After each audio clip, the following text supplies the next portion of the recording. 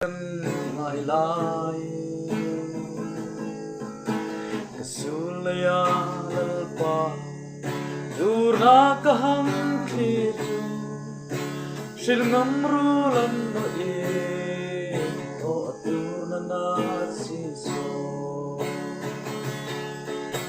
Ka ikima ikim Launi lalpa nuôi tiếng anh in hôn về là cả vơi là chẳng ai thằng lâu gì cả in kim mà in kim lâu đi lâu qua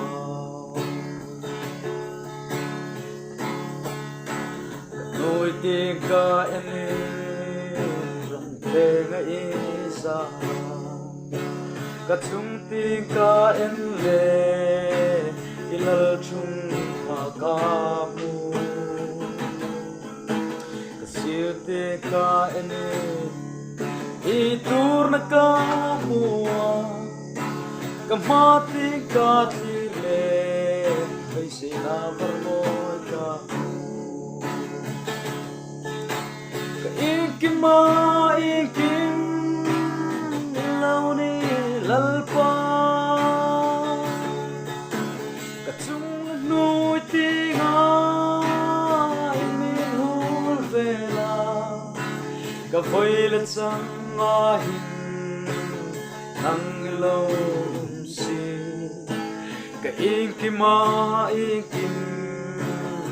lâu ni lalpa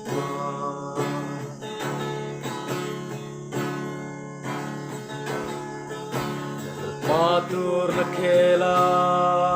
tu koman umyo Araw pui na chunga Araw pui ang bokno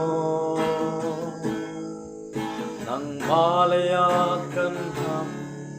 Chat na hi olalpa Kangay tu changin o Ensay borno te kan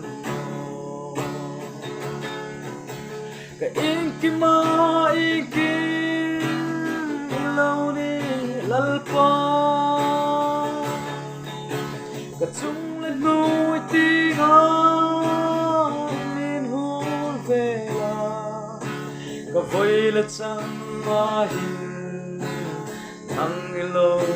si Ka inkim ma inkim Ilaw ni lalpa Inkim ma inkim